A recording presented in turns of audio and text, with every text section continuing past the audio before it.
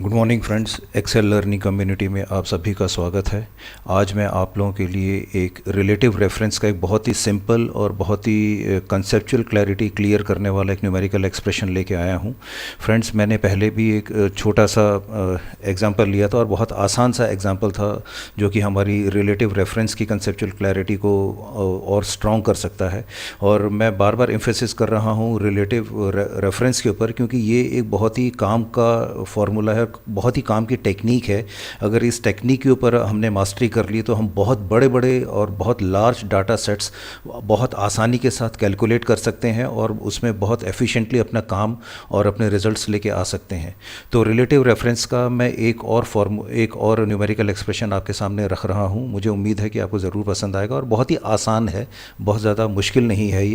ये एक food services outlet का सेल्स डैशबोर्ड है। इसमें अगर आप यहाँ पर देखेंगे तो इसमें 50%, 60% और 70% ये इनके पर्टिकुलर प्रोडक्ट्स हैं और 50%, 60%, 70% के हिसाब से इन लोगों ने सेलिंग प्राइस कैलकुलेट की हुई है कॉस्ट प्राइस के ऊपर। इट मीन्स ये 50%, 60% और 70% जो है जो फूड सर्विसेज आउटलेट है उसने मार्कअप फिक्स किया हुआ है कि मेरे को पिज़्ज़ा के ऊपर 50% जो मेरा कॉस्ट प्राइस है उसके ऊपर 50% मार्कअप चाहिए। मीन्स अगर आप 22 रुपीज़ 50 पैसा में से 50% आप सब्ट्रैक्ट करेंगे तो वो उसकी कॉस्ट प्राइस होगी। इसी तरीके से 24 रुपीज़ में से अगर आप 60% रिड्यूस करेंगे तो वो उसकी जो है कॉस्ट प्राइस निकल के आएगी। और इसी तरीके से 25 रुपीज़ 50 पैसा में से 70% आप डिडक्ट करेंगे तो वो इसकी कॉस्ट प्राइस निकल आएगी। तो ये इन लोगों ने जो है सेलिंग प्राइस इस ढंग से कैलकुलेट की हुई है। अब जो ये फूड सर्विसेज आउटलेट है ये चाह रहा है कि वो 10% जो है अपना प्राइस इंक्रीज़ करना चाहता है और वो चाहता है और वो देखना चाहता है कि उनकी जो नई सेलिंग प्राइस है वो कितनी हो सकती है। तो इनके मैनेजर ने ये एक डैशबोर्ड तैयार किया है और यहाँ पर जो है इंक्रीज़ इन प्राइस 10% यहाँ पर इन लोगों ने कैलकुलेट की हुई है। तो ये जो फार्मूला है मैं यहाँ पर लगाऊंगा और उसके बाद मैं देखूंगा कि मैं इस पर्टिकुलर फार्मूले से अपना जो बिज़नेस ऑपरेशंस है कितनी एफिशिएंटली मैं अपना काम कर सकता हूँ। तो ये जो मैंने एग्जांपल लिया है ये सर्टेनली हमारी रिलेटिव रेफरेंस की कंसेप्चुअल क्लैरिटी को बहुत ही स्ट्रॉन्ग करने वाला है, ऐसा मेरा मानना है। और इस वीडियो को देखने के बाद शायद आप भी इस बात को एग्री करेंगे। तो ये 5 प्रोडक्ट्स के ऊपर हम लोगों ने कॉस्ट प्राइस अपनी मैंने निकाली जो कि मैंने आपको एक्सप्लेन किया है। Now we need a new price which is 10% higher than the existing selling price. So I will build a formula in one cell and then I will copy it down horizontally or maybe in vertical direction or maybe in the horizontal direction or maybe in the vertical direction। जैसा भी मैं चाहूँ मैं वैसा ही अपना relative reference को यहाँ पर यूज़ कर सकता हूँ। So please be noted that in all the cells of E, F and G respectively I need a uniform increase of 10% increase but on the existing selling price of the products। अब देखिए मैं अगर अपना formula build करूंगा और इसके ऊपर मैं 10% यहाँ पर फार्मूला में ऐड करूंगा तो मुझे यूनिफॉर्म इंक्रीज़ यहाँ भी चाहिए 10% के ऊपर और मुझे 10% का जो यूनिफॉर्म इंक्रीज़ है यहाँ भी चाहिए। तो पूरे डैशबोर्ड के ऊपर इट मीन्स मेरा एक ये जो है ये मेरा कांस्टेंट रहने वाला है, बाकी सारी चीज़ें मेरी चेंज होंगी। तो इसीलिए यहाँ पर जो है ये रिलेटिव रेफरेंस का फार्मूला जो है बहुत स्ट्रॉन्ग होगा। बल्कि साथ साथ मैं ये कहूँगा कि रिलेटिव और एब्सोलूट हम दोनों ही इसमें यूज़ करेंगे। ये दोनों ही केसेस में हमारी हेल्प करेगा, relative as well as absolute reference की कंसेप्चुअल क्लैरिटी को स्ट्रेंथन करने के लिए। तो मैं अपना फार्मूला बिगिन करता हूँ इक्वल टू साइन से इन सेल E3। यहाँ पर मैंने अपना फार्मूला इनिशिएट किया और फिर उसके बाद मैंने B3 मेरा है सेल, ये पिज़्ज़ा की सेलिंग प्राइस B3 इनटू मैंने किया C9 है मेरा 10% इंक्रीज़ और मैंने अपना फार्मूला यहाँ पर बिल्ड किया। अब मैं अपना फार्मूला या तो मैं इस साइड लेके जाऊँगा हॉरिजॉन्टली या तो मैं इस साइड लेके जाऊंगा E से F में, F से G में, या फिर मैं E3, E4, E5, E6, E7 तक लेके आऊँगा। तो मेरे को इन दोनों ही डायरेक्शंस में अपना फार्मूला मूव करना है। उस केसेस में अगर मैं B3 से B4 में जाऊँगा तो मेरा रो चेंज होगा, फिर B5, B6, B7 तो मेरा रो यहाँ पर चेंज होगा। और इसी तरीके से अगर आप यहाँ पर देखें तो ये मेरा जो कॉलम है यहाँ ये E से F में जाएगा, F से G में जाएगा।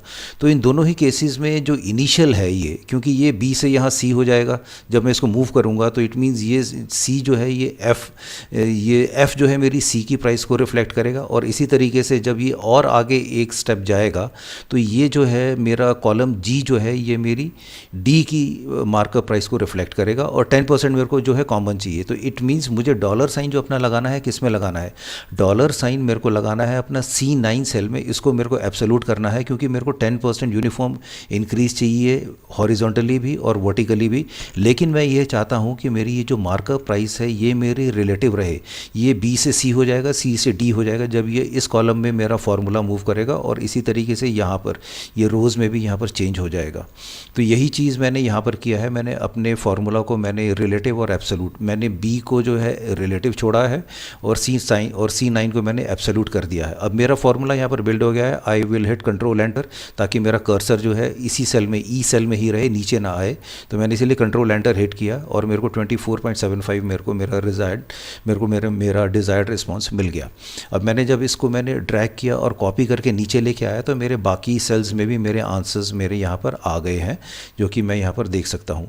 अब फ्रेंड्स एक चीज़ आप यहाँ ध्यान में रखिएगा कि जब मैं अपने फार्मूला को यहाँ नीचे ड्रैग करके कॉपी करके लेके आता हूँ तो ये मेरा सेल, ये मेरे बाकी के सेल जो हैं पॉपुलेट हो जाते हैं। एक तरीका तो मेरा ये है कि मैं अपने सेल्स को पॉपुलेट ऐसे कर सकता हूँ।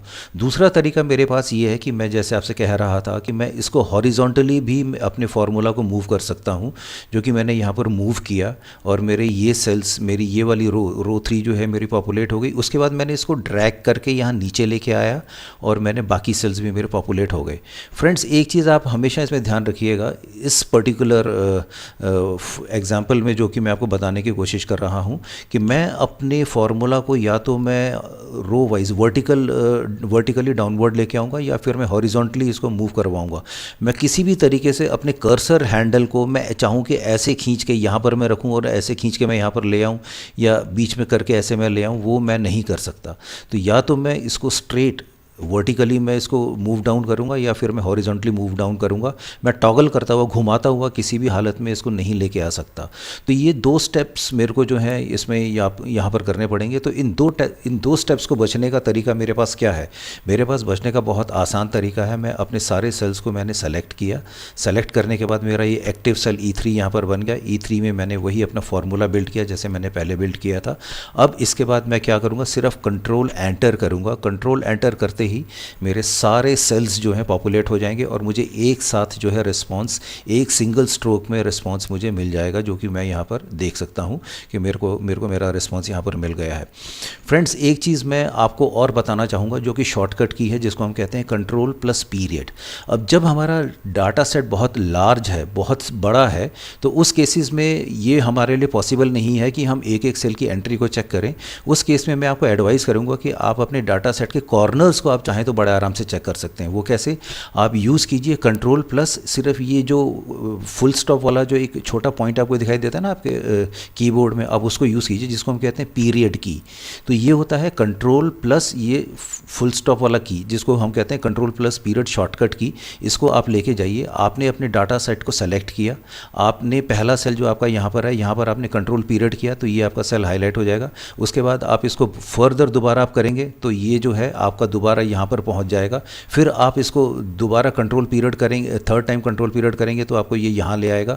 फिर आप इसको कंट्रोल पीरियड करेंगे तो फिर आपको यहाँ पर ले आएगा, और वापस जो है आपको फोर्थ टाइम हिट करने पे कंट्रोल पीरियड ये आपको वापस आपके ओरिजिनल सेल के ऊपर लेके आ जाएगा। ये हमेशा एक रेक्टेंगुलर पोजीशन में ही काम करेगा। तो जो आपका डाटा सेट है जो कि रेक्टेंगुलर फॉर्म में है या स्क्वायर फॉर्म में है, ये चारों कोनों के ऊपर ही काम करेगा, बीच में कहीं काम नहीं करेगा। This is known as control plus period shortcut की। इससे एडवांटेज ये होता है कि जैसे मान लीजिए मैं अपना कंट्रोल प्लस पीरियड, मैं अपना सेल, ये जो मेरा कॉर्नर है सेल G7 है, यहाँ पर लेके आया। अब यहाँ पर मैं बहुत आसानी के साथ मैं अपनी F2 एडिट की को मैं यूज़ करूँगा। F2 एडिट की मैंने यहाँ पर यूज़ किया और मेरा जो है फार्मूला यहाँ पर दिखाई दे गया और मैं इजीली चेक कर सकता हूँ कि मेरा फार्मूला जो है सही अप्लाई हुआ है, फार्मूले में कहीं गलती नहीं हुई है और मेरा स्टेटस बार भी मेरे को एडिट मोड का फंक्शन मेरे को शो कर रहा है। तो इस तरीके से फ्रेंड्स मैं अपने फार्मूलाज़ को आसानी से चेक कर सकता हूँ और अपने रिलेटिव और एब्सोल्यूट रेफरेंसेस को इस पर्टिकुलर एग्जांपल में मैंने जो यूज़ करके आपको बताया है रिलेटिव और एब्सोल्यूट रेफरेंस से, इससे मुझे शायद विश्वास है कि आपकी कंसेप्चुअल क्लैरिटी बहुत ज़्यादा इंक्रीज़ हुई होगी। तो फ्रेंड्स ये एक बहुत ही सिंपल और बहुत ही ल्यूसिड एग्जांपल था हमारा रिलेटिव प्लस एब्सोल्यूट रेफरेंस की का, जो कि मैंने आपको यहाँ आपके साथ शेयर किया है।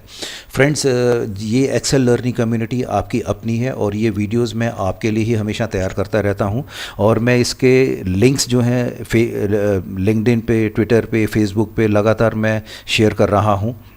फ्रेंड्स आपकी फ़ीडबैक का मुझे हमेशा इंतज़ार रहता है।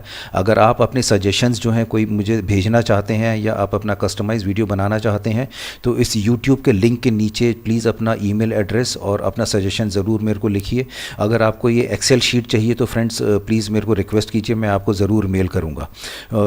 फ्रेंड्स अगले वीडियो तक के लिए आपसे मैं इजाज़त चाहूँगा। Till then best of luck, best wishes and bye.